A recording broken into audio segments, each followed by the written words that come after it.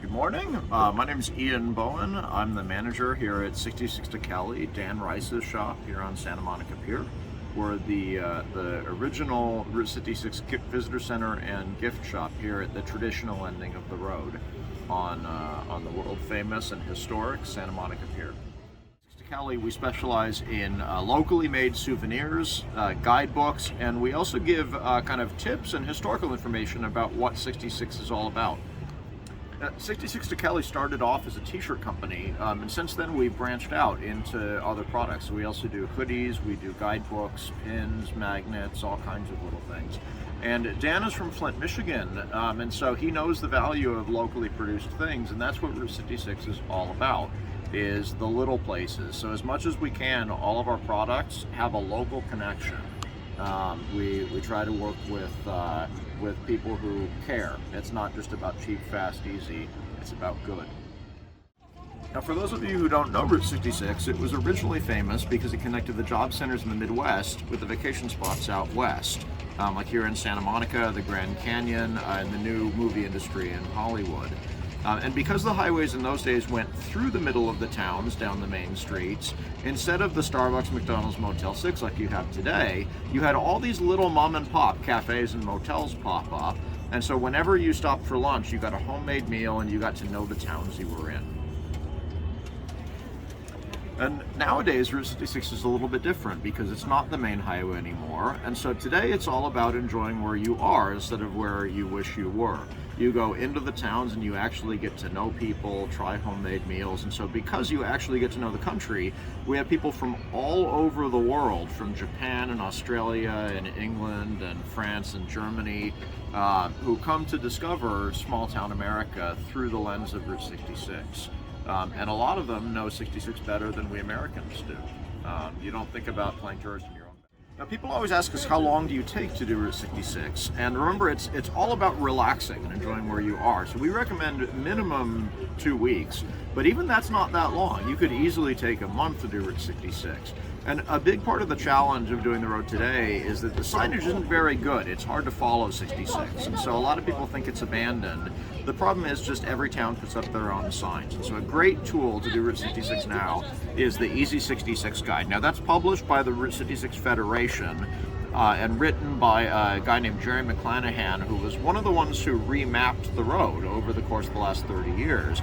And so he gives really specific turn-by-turn directions. Even if you don't have a sign, you know what street to follow to do Route 66. Here in our area, that's Santa Monica Boulevard. And so you'll have directions and all different stops to make, not just what used to be, but what's still there, so that you can meet the people in the little towns and get to know the story of the Mother Road. Route 66 starts in Chicago, Illinois, right in the heart of downtown Chicago at Lakeshore Drive and sometimes at Michigan Avenue. And the ending was originally Los Angeles, and then in 1936 they extended it here to Santa Monica. It runs through 8 states, don't forget Kansas, and it runs about 2,400 miles long. That would have changed over the years, but about 2,400 miles was the length of the road in the old days. Now, people always ask us, where does Route 66 end? And that's been debated endlessly. And there's a couple of different reasons for that. The official ending, the highway had to move traffic, so the highways always ended at another highway. But what gets lost in that is that a lot of the people who were coming across the country on Route 66 had never seen the ocean before. This was before major air travel. And so if you'd never seen the ocean your whole life, the big finish wasn't a sign or the end of the highway at an on-ramp. It was just putting your toes in the water in the Pacific Ocean. You'd come across the desert with no air conditioning, and when you could smell that sea breeze, you weren't going to stop until you actually got your toes wet.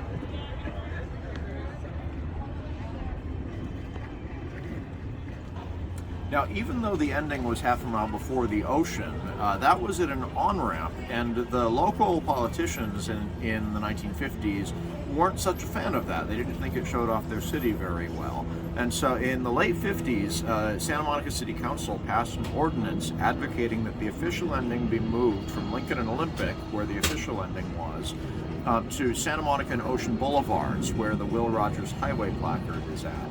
And there was a problem because that violated the highway rules that said you had to end a highway at a highway. You couldn't zoom in on the map in those days, and so you had to always end where you would know how to get north or south at the end of a westbound highway. But that violated the rule because right after Santa Monica and Ocean Boulevards, before you get to Highway 1, there's a 50-foot cliff right there. And that's not a very good way to end a highway. It didn't really matter because about 5 years later, they moved the ending from Santa Monica back to Pasadena when they finished building the 10 freeway. And then a few years later, it was fully decommissioned here in California.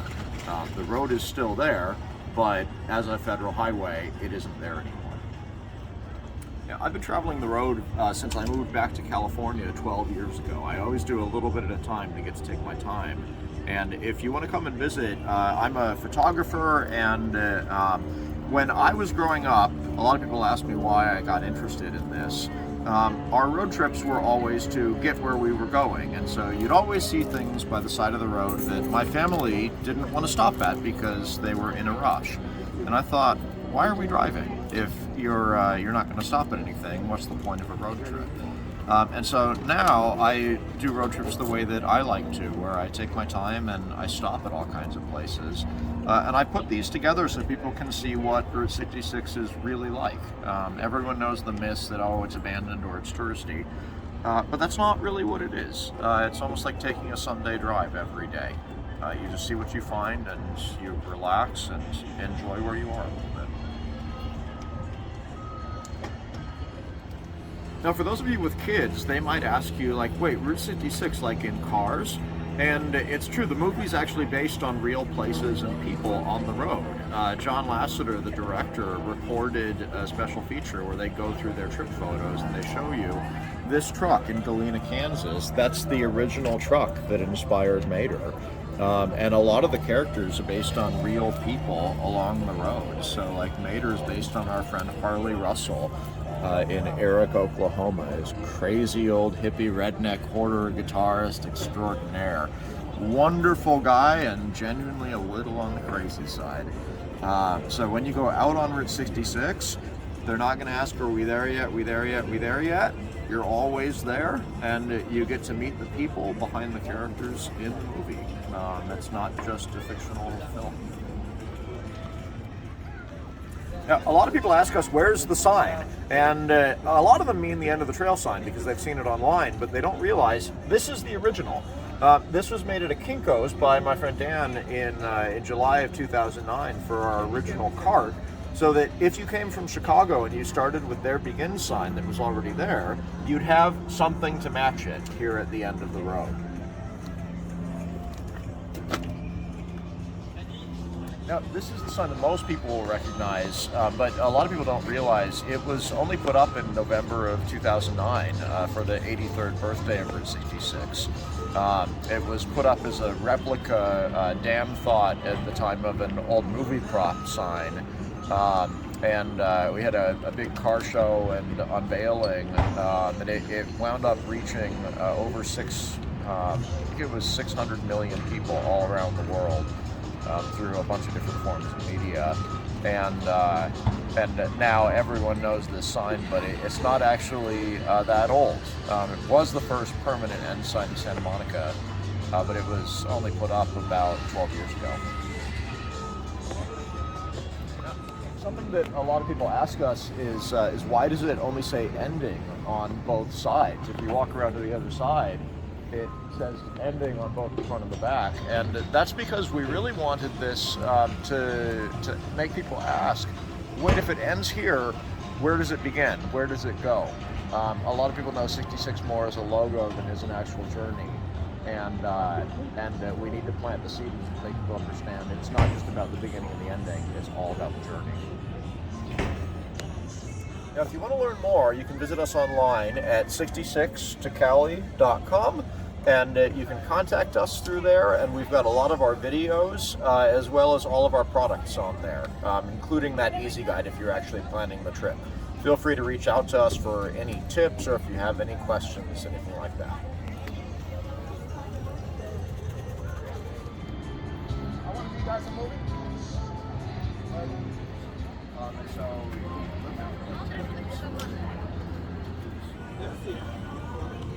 Oh, we don't know which one we're gonna get. We don't come back. But Did it's you not smoke one a of one or a couple of them? Oh yeah, that's They'll be looking and looking and looking and looking, and it's not just from Japan, but from all over the place. So people are always like looking, zeroing in on something, and I always ask them like, is there something special you're looking for? Like, because I can show you where it is if I know what you're looking for. it's a work. Yeah. And a lot of the people who do that, who I talk to who are from Japan, say they're looking for stickers. So Yeah, that's one of the souvenir. yeah, absolutely.